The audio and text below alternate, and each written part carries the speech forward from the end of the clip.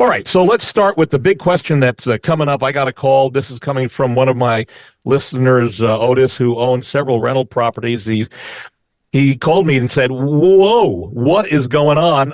June 1st is the registration date. And what does that mean? Because you're going to have to register if you own a rental property. Hopefully, if you're a rental property owner, you already know about this. If not, this is coming as a big shock, and it leads to other problems. Brad, Lee, which one of you want to start this off? Brad, I know you did a lot of research on this. Well, yeah, and I think there's a part of the question that was asked that you shared with me about the lead safe. Yeah, that's secondary. That's the second part of this. Okay. So the rental. So maybe Lee, you jump in on this. It's June 1st. If you own a rental home, you have in Louisville, Jefferson County, right? Yes. By June 1st, you have to register. If you're already registered, you can establish a new account. And there's a whole process online to register. If you don't, you could be fined some pretty serious fines.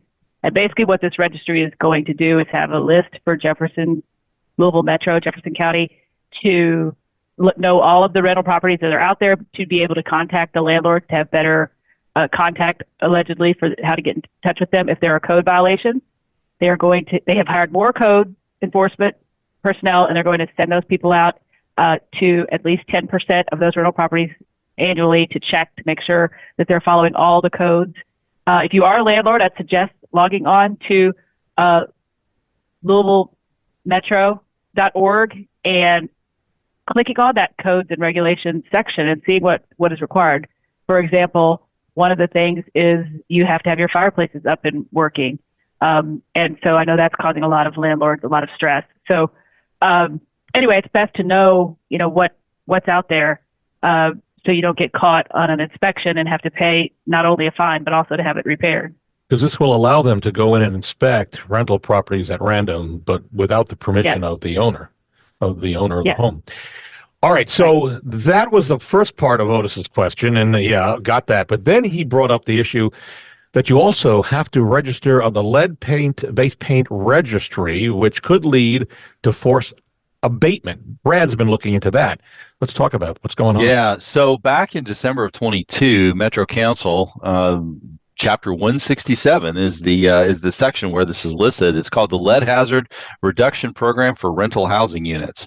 And according to that, it looked as if there was supposed to be a lead safe housing registration that was set up. Now, I haven't found any evidence of that registration yet.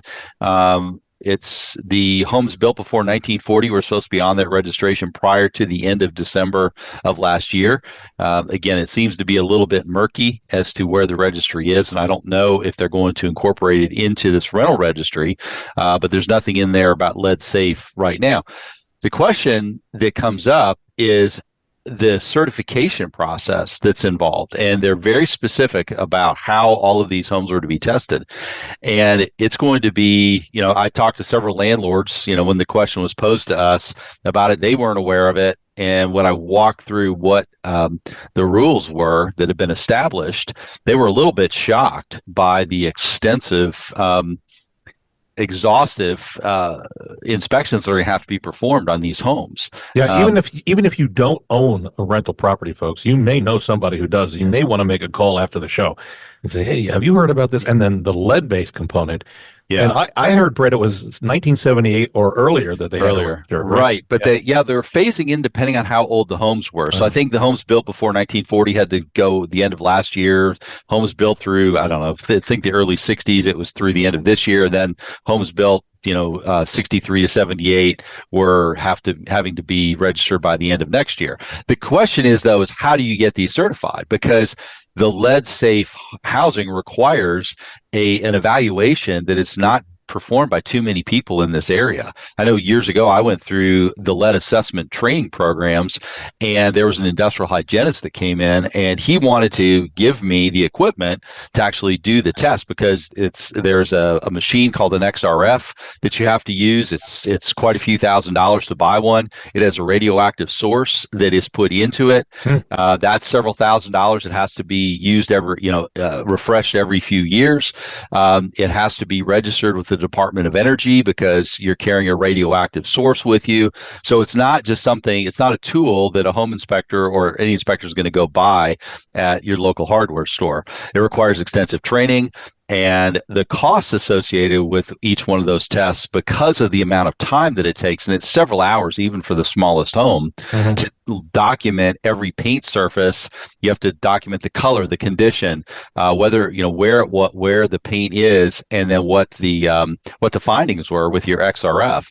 They also require lab testing of the paint dust around like windowsills and underneath windows. That all has to be sent off to a lab. And the way the rules were written shows that these homes have to be recertified every 2 years. So I think there's a lot of questions, but my office has been peppered with questions as well. I understand there's a local news channel who put this story out, which is creating some of the attention.